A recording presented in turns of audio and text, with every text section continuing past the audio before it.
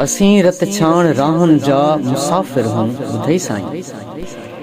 असीं रत छाण राहुनि जा मुसाफ़िर हूं ॿुधई साईं, मगर दर्दन जी दुनिया जा तवंगर हूं ॿुधई साईं। असां रत छाण राहुनि जा मुसाफ़िर हूं ॿुधई साईं, मगर दर्दन जी दुनिया जा तवंगर हूं ॿुधई साईं।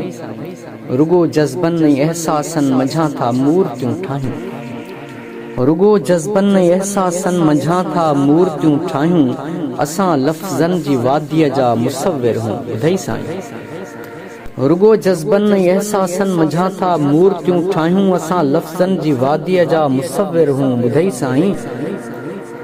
किथे था पाण खे भेटियूं गुलाबनि सां ऐं कंडनि सां, किथे था पाण खे भेटियूं गुलाबनि सां ऐं कंडनि सां, असां कंहिं खां न बहितर हूं न कमतर हूं ॿुधई साईं।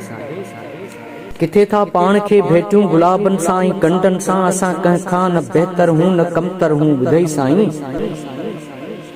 न की पाण ई सॻा पायूं न की फीणा रखूं कंहिं ते, न की पाण ई सॻा पायूं न की फीणा रखूं कंहिं ते, इन्हनि फ़रसूदा रस्मनि जा त मुनकर हूं ॿुधई साईं। न की पाण ई सॻा पायूं न की फीणा रखूं कंहिं ते, इन्हनि फ़रसूदा रस्मनि जा त मुनकर हूं ॿुधई साईं।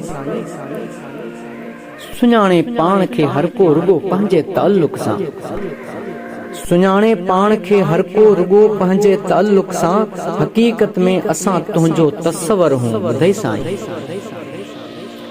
सुञाणे पाण खे हर को रुगो पंहिंजे ताल्लुक़ सां, हक़ीक़त में असां तुंहिंजो तसवर हूं ॿुधई साईं। झंगनि जबलनि मंझां जागे बणाया पेचरा पंहिंजा, झंगनि जबलनि मंझां जागे बणाया पेचरा पंहिंजा, न कंहिंजा पोइ लॻ आहियूं न रहबर हूं ॿुधई साईं। झंगनि जबलनि मंझां जागे बणाया पेचरा पंहिंजा, न कंहिंजा पोइ लॻ आहियूं न रहबर हूं ॿुधई साईं।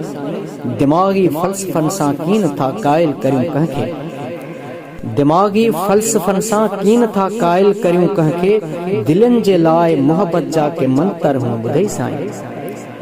दिमाग़ी फ़लसफ़नि सां कीन था क़ाइल करियूं कंहिंखे, दिलनि जे लाइ मोहबत जा के मंतर हूं ॿुधई साईं। अमीरीअ सोच खां ऐं सियाल कोहें दूर रहंदा हूं, अमीरीअ सोच खां ऐं सियाल कोहें दूर रहंदा हूं, सदाईं सूंह वारनि जा सनागर हूं ॿुधई साईं। अमीरी सोच खां ऐं सियाल कोहें दूर रहंदा हूं, सदाईं सूंह वारनि जा सनागर हूं ॿुधई साईं। असां रत छाण राहुनि जा मुसाफ़िर हूं ॿुधई साईं। असां रत छाण राहुनि जा मुसाफ़िर हूं ॿुधई साईं, मगर दर्दन जी दुनिया जा तवंगर हूं ॿुधई साईं, मगर दर्दन जी दुनिया जा तवंगर हूं ॿुधई साईं।